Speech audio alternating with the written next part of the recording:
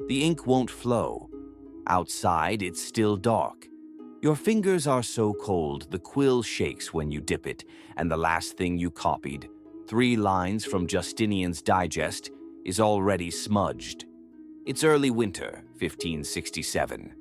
You're a law student in Bologna, 21 years old, sharing a rented room with another student from your nation. The city is famous for 2 things: endless porticos and endless lectures. You experience both daily. The bell of San Petronio, La Scolara, rings in the dark. That's your alarm.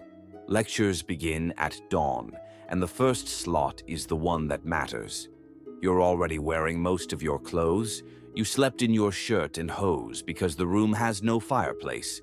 What you add now is your heavy black gown, the kappa that marks you as a scholar. It's required.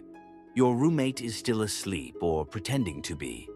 The 2 of you share the bed, which makes the winter slightly more bearable, but also means you wake each other constantly. You pour water from a clay jug into a shallow basin and scrub your face and hands. That's the extent of it. Submerging your whole body in water is something you do maybe twice a year, if that. Breakfast is bread. You buy a ciambella, a round, ring-shaped loaf, from a vendor under the porticos on your way to the lecture hall.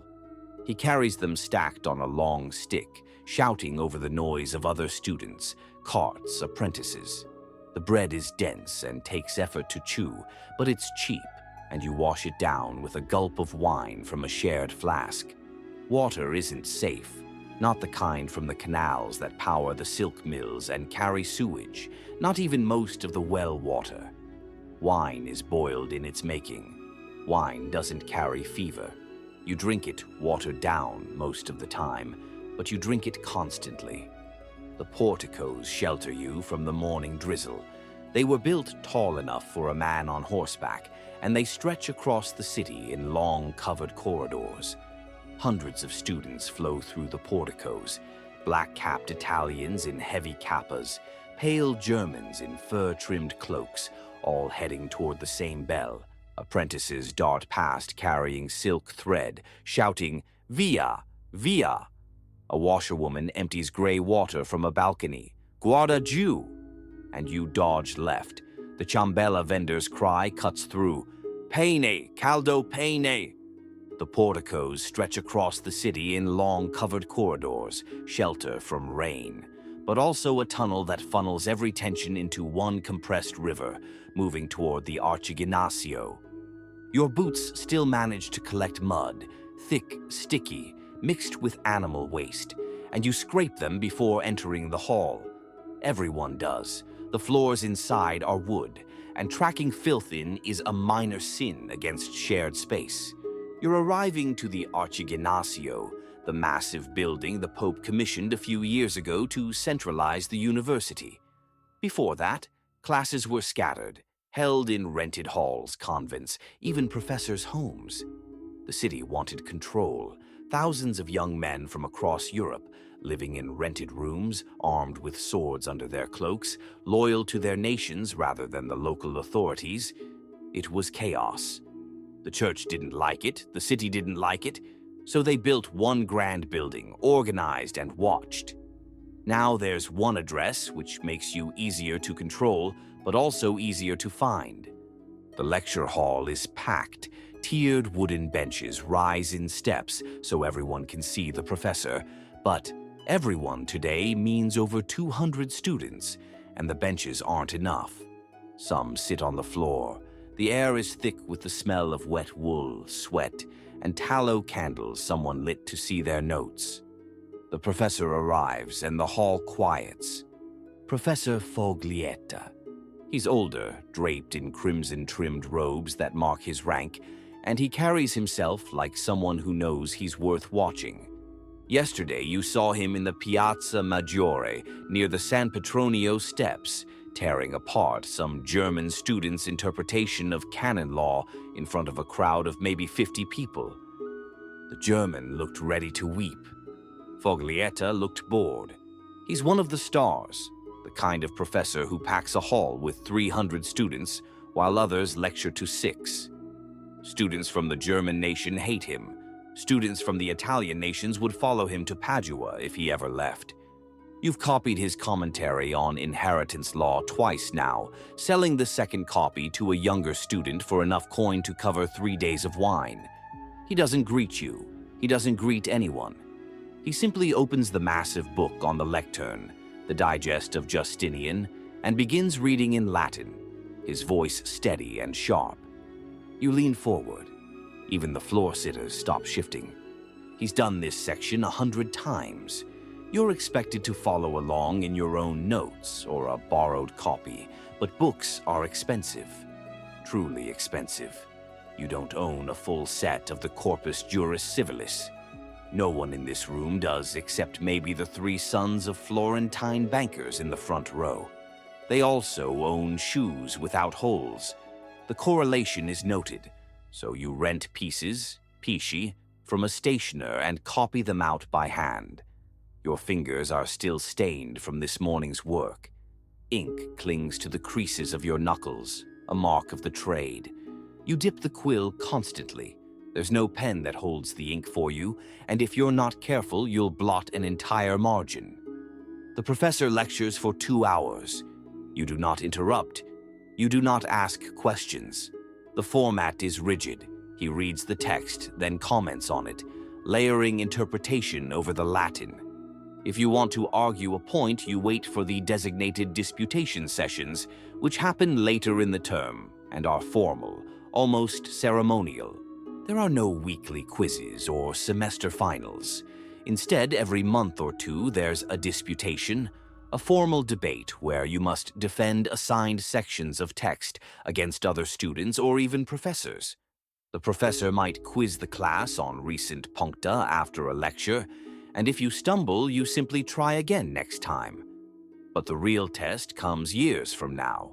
The examen privatum, a single private oral examination in the Cathedral, where the College of Doctors assigns you 2 random passages and expects flawless explanation under hostile questioning. Until then, you survive through accumulation, attending, copying, debating when called upon, building toward that one final reckoning. But there's a strange power dynamic here. Technically, you're the customer. The university is run by students, not professors. You elect the rector, a student, not a scholar. And if this professor falls behind schedule, if he hasn't covered the required puncta, the marked sections of the text, by a certain date, you can report him. He'll be fined. It's a kind of consumer protection from the 14th century that still holds. That doesn't mean you're rude. The Bidellus, the beadle with a mace, walks the halls enforcing decorum. He can barge into a lecture to collect fees or announce a decree, and no one, not even the wealthiest student, talks back to him. After the lecture, you linger. A few students cluster around the professor to clarify a point about inheritance law. You're not one of them. Instead, you head to a side room where another student, a senior nearly done with his degree, is giving an afternoon extraordinary lecture on a lesser text. These are cheaper, less formal. He stumbles over a passage and someone laughs. The line between teacher and student is thinner here. By early afternoon, your stomach is empty again. You stop at a tavern and buy more wine. You don't eat there. The tavern doesn't serve food, only drink, but you've brought a hunk of cheese wrapped in cloth. It's Friday, so no meat. You're supposed to eat fish, but fish costs more than you have left this week, so cheese and bread it is.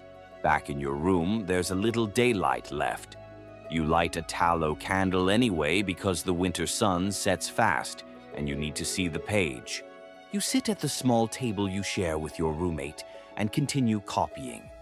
The goal is to finish this section of the digest before you have to return the rented Peciae to the stationer. If you don't, you'll have to pay for another day, and your funds are already low.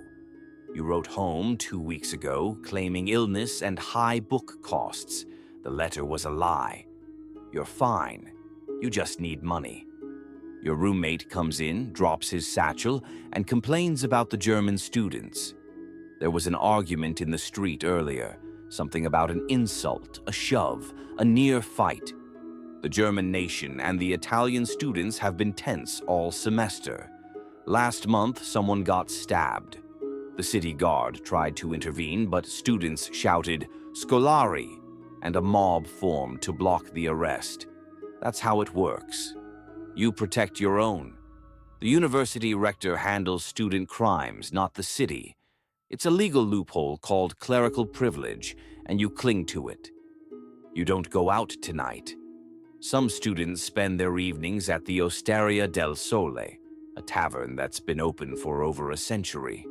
They bring food and buy wine, play cards, argue about philosophy or women or the new pope.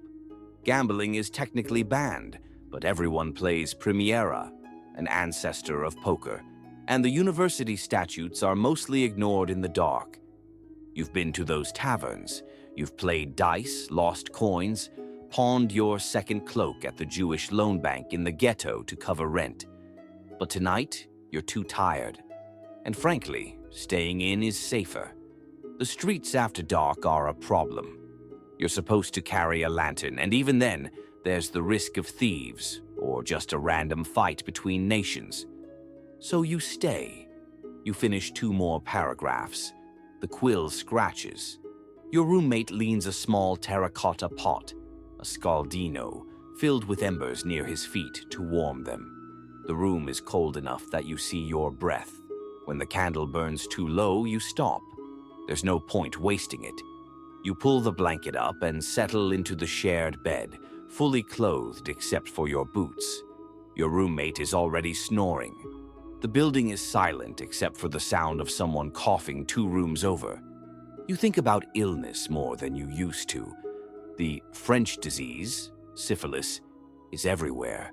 Fevers sweep through boarding houses in the winter. If you get sick, there's a barber surgeon who will bleed you, but that costs money too. The same man cuts hair and opens veins. The scissors are, fortunately, different. And if it's serious, you'll end up in a hospital where the nuns will pray over you, which is comforting in theory, but terrifying in practice. You think about home, Verona. It's not so far, a few days' ride, but it feels distant now. Your father's last letter arrived 3 weeks ago with a money draft from a merchant banker, along with a lecture about spending and the importance of your studies. He expects you to return as a doctor of law, to bring prestige to the family, maybe work for the Venetian courts. Your mother added a note at the bottom asking if you're eating enough, if you're going to mass, if you're staying away from bad company. The letter still sits unanswered in your satchel. You will answer. Soon. The usual reassurances. Everything is fine. The money goes toward books and fees. The studying is going well. Some of it will even be true. You think about the exam. Not yet. Not for another year at least, but when it comes, it will be brutal. The exam privatum. You alone, in the sacristy of the cathedral, facing the College of Doctors. They'll assign you 2 random passages from the digest. You'll have hours to prepare, then you'll have to explain them while they ask hostile questions designed to break you. If you pass, you're effectively a doctor of law. If you don't, you've wasted years and a fortune. The public exam after that, the conventio, is just a parade. It costs a staggering amount. You'll have to buy gloves for every professor, host a feast, pay for your doctoral ring and cap. Some students stop at the licentiate and skip the doctorate entirely because they can't afford the party. But that's future worry. Tonight, the worry is smaller.